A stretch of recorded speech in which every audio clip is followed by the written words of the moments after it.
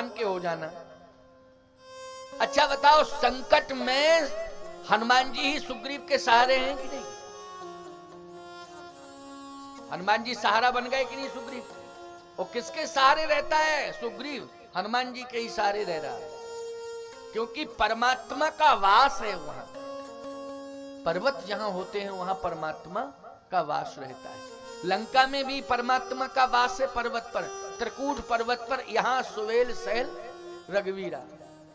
बोलो भाई, सुवेल पर्वत पर भी भगवान बैठे हैं कि नहीं बैठे? वो लंका की भूमि है, जहां राजा रावण है, जहां का राजा ही रावण है। लेकिन भगवान ने लंका में यदि अपना स्थान बनाया है तो जानते हो, सुवेल पर्वत पर बनाया है, त्रिकूट पर्वत पर बनाया है।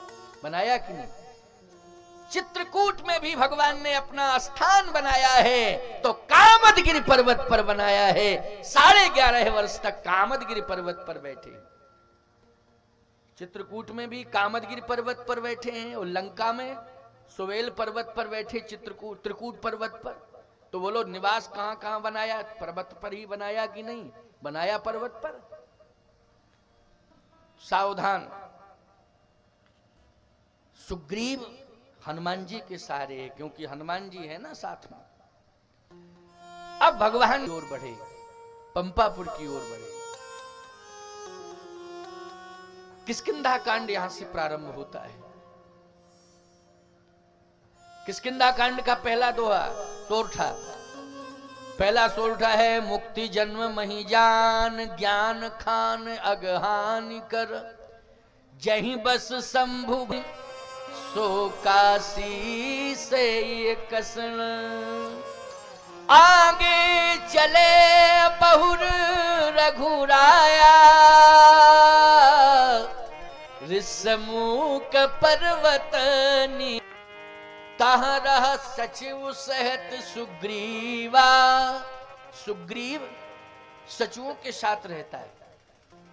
वानरों का राजा बन गया ये। किसका राजा बन गया? वानरों का राजा। हाँ भाई, अलग अलग व्यवस्थाएं हैं।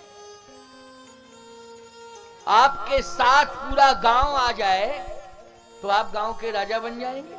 बन जाएंगे नहीं? पूरा गांव यदि आपके साथ जुड़ जाए तो आप गांव के राजा बन जाएंगे।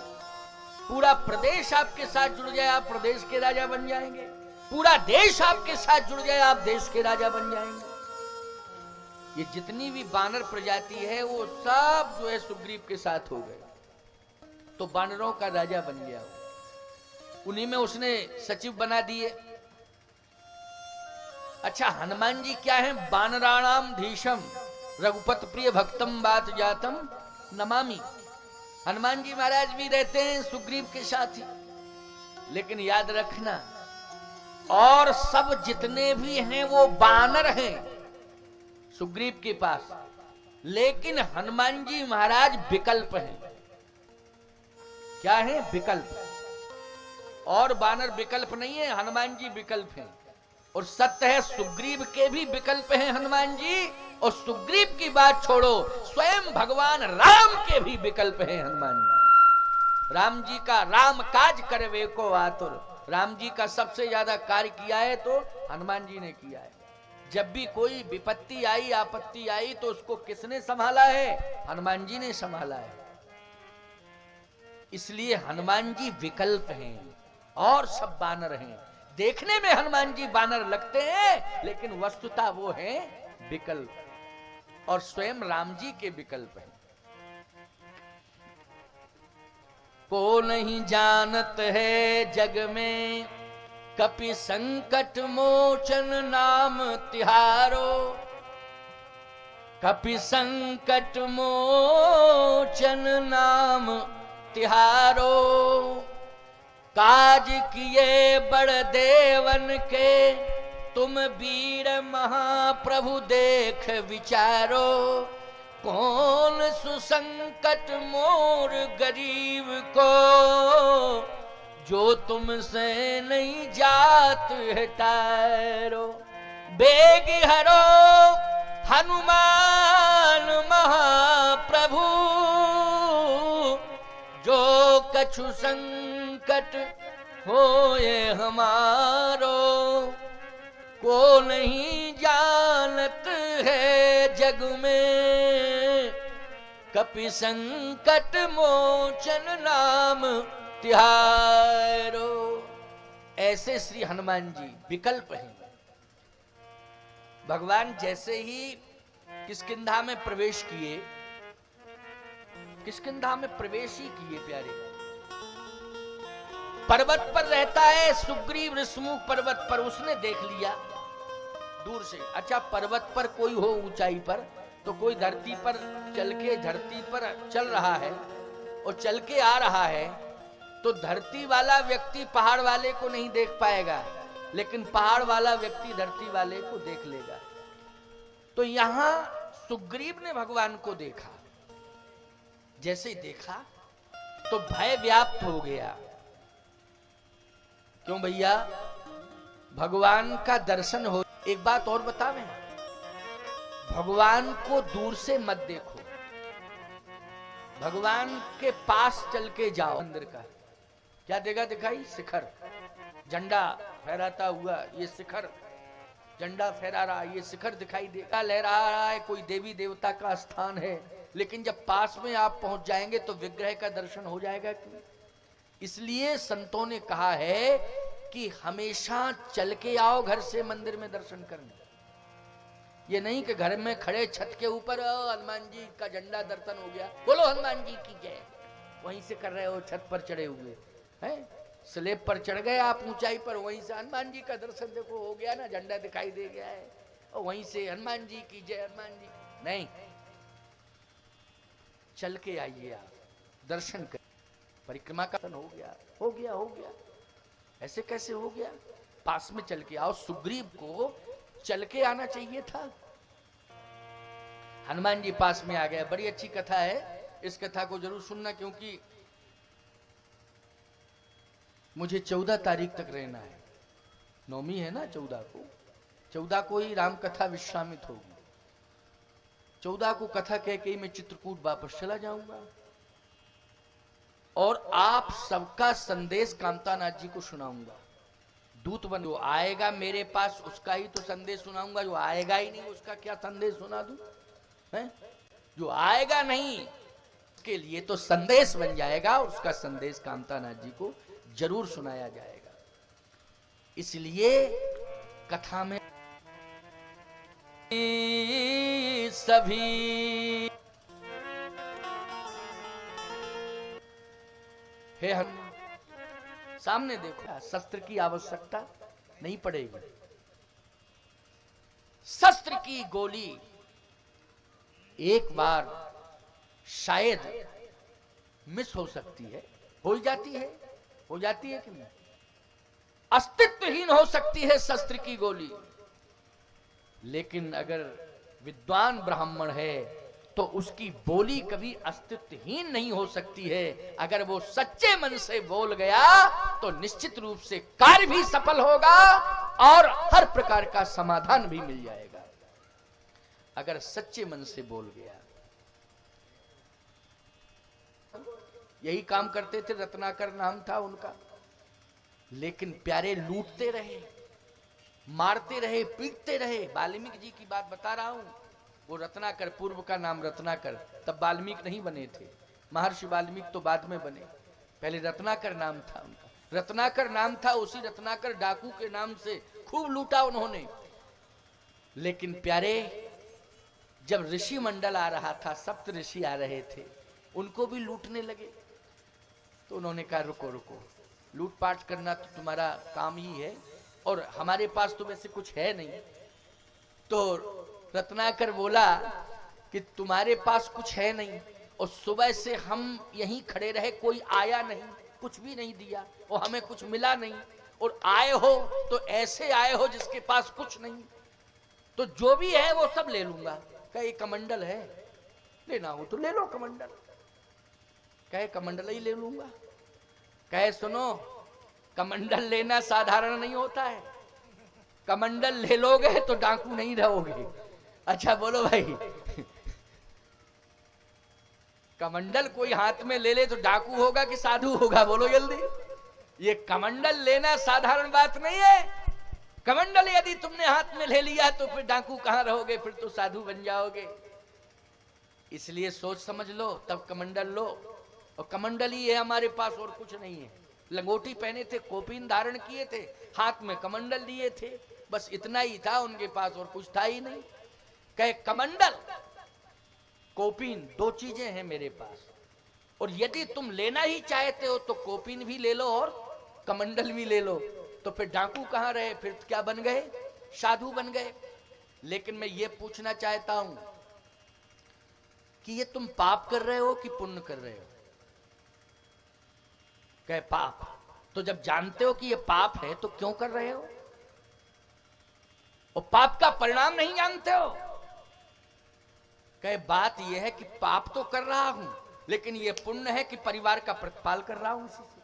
अरे बोले ये पुण्य की परिभाषा नहीं है कि पाप की कमाई जो है परिवार में लगाओ, क्या ये पुण्य हो रहा है? पाप की कमाई से कोई परिपालित हो रहा है तो वो पुण्य नहीं है। अथवा जो पाप की कमाई दे रहा है परिवार को, तो वो परिवार के साथ पुण्य नहीं कर रहा है, ना परिवार को इसका पुण्य मिल रहा है। पाप की कमाई कमाने वाला भी पापी है और पाप की कमाई को खाने वाला भी पापी है प्यारे, दोनों ही पापी है, दोनों ही अपराधी है। बस किसी का ज्यादा अपराध है, किसी का कम है, लेकिन अपराधी दोनों है, पापी दोनों है। ना तो पाप की कमाई कमाना चाहिए और ना पाप की कमाई को स्वीकार करना चाहिए, बचना चाहिए। कहे पहले ये बताओ कि ये पाप की कमाई कहां ले जाते हो? का परिवार में। अच्छा, परिवार में ले जाते हो। पाप तुम कर रहे हो, कमाई परिवार को दे रहे हो। पहले परिवार वालों से ये जाके पूछ के आओ कि जो मैं पाप कर रहा हूं उस पाप को भी तुम लोग थोड़ा थोड़ा बांट रहे हो कि नहीं बांट रहे हो, कि धन ही दौलत बांट रहे हो खाली, कि पाप को भी बांट रहे हो? जाओ, ये सत्संग है। ये क्या है प्यारे? ये सत्संग है, ये सत्संग की महिमा है। अगर ऋषि मुनि महात्मा ना मिले होते तो बोलो हृदय परिवर्तन होता रत्नाकर डाकू का? गए परिवार वालों से पूछा कि जो मैं कर रहा हूं वो क्या कर रहा हूं? बोले पाप। कमाई जो आ रही है, बोले पाप की कमाई। कहे दे किसको रहा हूं? परिवार वाले बोले हम लोगों को। लेकिन जो पाप मैं कर रहा हूं उस पाप के साथ भी तुम्हारा शेयर है, बंटवारा है कि नहीं? कहे ना ना ना, धन दौलत हम लेंगे, पाप तुम्हारे पास ही रहेगा। बस हृदय बदल गया। इसका मतलब है कि परिवार भी पाप की कमाई खाता है तो वो पाप को नहीं लेना चाहता है, केवल कमाई को लेना चाहता है। यद्यपि दोष उसे भी लगता है, लेकिन वो पाप को स्वीकार नहीं करना चाहता है। उसकी धारणा है ये। क्या धारणा है? कि मैं धन लूंगा लेकिन तुम्हारा पाप नहीं लूंगा। जबकि पाप भी लेना चाहिए कि नहीं लेना चाहिए? बोलो भाई, लेना चाहिए कि नहीं लेना चाहिए? पाप भी लेना चाहिए, लेकिन नहीं, धन लेंगे, पाप का धन लेंगे, लेकिन पाप को नहीं लेंगे। सावधान, हृदय बदल गया। आए चरणों में गिर पड़े महात्माओं के, का बस ज्ञान हो गया, ज्ञान हो। कमंडल हाथ में ले लिया, कोपीन धारण कर लिया, तपस्या करने लगे। इतने बड़े तपस्वी हुए कि रास्ते में डकैती डालते थे, राहजनी करते थे, चलते हुए का रास्ता रोकते थे। इतने बड़े महात्मा हुए महर्षि वाल्मीकि कि एक दिन वो समय आया कि भगवान राम को भी उन्होंने रास्ता बताया है। चित्रकूट गिरि करहु निवासु, तह तुम्हारे सब भांति सुपासु। इतने बड़े संत बने। बोलो हृदय किसने बदला? सत्संग ने। परिवर्तन किसने किया? सत्संग ने। जो क्रूरता थी वो किसने समाप्त की? संतों के सत्संग ने। इसलिए सत्संग करने से क्रूरता समाप्त हो जाती है। सत्संग सुनने से हृदय निर्मल हो जाता है। हमारे जीवन के जो पाप होते हैं वो समाप्त हो जाते हैं। हम निष्पाप होकर के भगवान के हो जाते हैं। ये सत्संग का प्रभाव है। इसलिए आज सुग्रीव कहता है कि ये बाली के भेजे हुए दोनों शत्रु आ रहे हैं, जाकर के तुम उनको रोको और ब्राह्मण बन के जाओ, धरवट रूप ब्राह्मण बनो। हनुमान जी ने कहा कि आप कह रहे हो तो मैं बन रहा हूं, नहीं तो वैसे तो मैं बंदर ही बना हूं। अच्छा, भगवान शंकर ही बंदर बने, ये बानर कौन बने? भगवान शंकर। 11वें रुद्र में शंकर जी ही बानर बने हैं। जही शरीर रति राम सो सोई आदर ही सुजान, रुद्र देह तज नेह वह शंकर भय हनुमान। जान राम सेवा सर समुझ कीन अनुमान, पुरखा ते लड़िका भय हरते भय हनुमान। ये हनुमान जी जो है ना बानर, ये भगवान शिव ही हैं 11वें रुद्र में। चलो अब कह रहे हो ब्राह्मण, तो मैं ब्राह्मण बना जाता हूं। मेकअप किया, एक पुस्तक हाथ में ली, चल दिए खड़ाऊ पहन के प्यारे। लेकिन सत्य कह रहा हूं आपसे, नकली ब्राह्मण में और असली ब्राह्मण में बहुत अंतर होता है, बहुत अंतर होता है। बनना अलग बात है, वास्तविकता आना अलग बात है। मैं एक बात कह रहा हूं, हनुमान जी के चरित्र से शिक्षा लो कि हनुमान जी जैसे ही ब्राह्मण बन के पहुंचे तो रघुवंश की परंपरा है कि ब्राह्मण को सामने देख लेते हैं रघुवंशी तो प्रणाम करते हैं। ब्राह्मण है ना, प्रणाम करते हैं, ब्राह्मण को कवच मानते हैं कि हमारी रक्षा करने वाला होता है। अच्छा, ब्राह्मण का भी कार्य यही था कि जो भी तप करता था ब्राह्मण, वो समाज के कल्याण के लिए करता था, यानी उसका आशीर्वाद समाज का कवच बन जाता था। क्या बन जाता था? कवच। तभी तो लोग कहते थे पाए लागे महाराज, तो कहते थे खुश रहो। इसका मतलब है कि सुबह सुबह लोग निकलते थे तो ब्राह्मण को महाराज पाए लागे, अच्छा खुश रहो, इसका मतलब है कवच। ये आशीर्वाद क्या बन गया? कवच बन गया। लेकिन प्यारे, आशीर्वाद देने की पात्रता होनी चाहिए, क्षमता होनी चाहिए। ऐसा काम नहीं हो इन हाथों से कि हम आशीर्वाद देने के लायक न रहे। इसलिए सोच समझ करके ब्राह्मण को एक एक कदम उठाना चाहिए और उसका जीवन सात्विकी होना चाहिए, उसका जीवन तपस्वी होना चाहिए। उसके हाथ में बहुत बड़ी ताकत होती है। लेकिन इतना सुंदर स्वर्णिम अवसर अगर भगवान ने तुम्हें दिया है तो उसका दुरुपयोग मत करो, उसका सदुपयोग करो। जीवन की सार्थकता इसी में है। हम ब्राह्मण बने हैं तो हमें ब्राह्मणत्व होना चाहिए, हमें देवत्व होना चाहिए। तुम धरती के देवता हो, भूषण कहा जाता है, धरती के देवता हो, हमारे अंदर देवत्व होना चाहिए। हमारी जो परंपरा आर्य संस्कृति, हमारी जो पुरानी परंपरा है, सनातन संस्कृति है, उस सनातन संस्कृति ने जो नियम बनाए हैं उन नियमों का हमें पूर्णतः पालन करना चाहिए। देखो कितना बड़ा सम्मान होता है ब्राह्मण का। भगवान राम के पास पहुंचे हनुमान जी, लेकिन ब्राह्मण बन के गए। जब ब्राह्मण बन के गए, विप्र रूप धरी कपितः गए, ब्राह्मण बन के गए। माथ नाय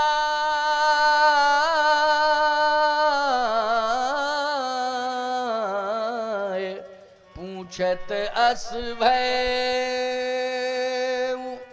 विप्र रूप धर कपितः गए। जैसे ब्राह्मण का भेष बना के हनुमान जी पहुंचे तो हनुमान जी ने पहले ही प्रणाम कर लिया। राम जी ने प्रणाम नहीं कर पाया, जबकि राम जी प्रणाम करते हैं ब्राह्मणों को, ये नियम है।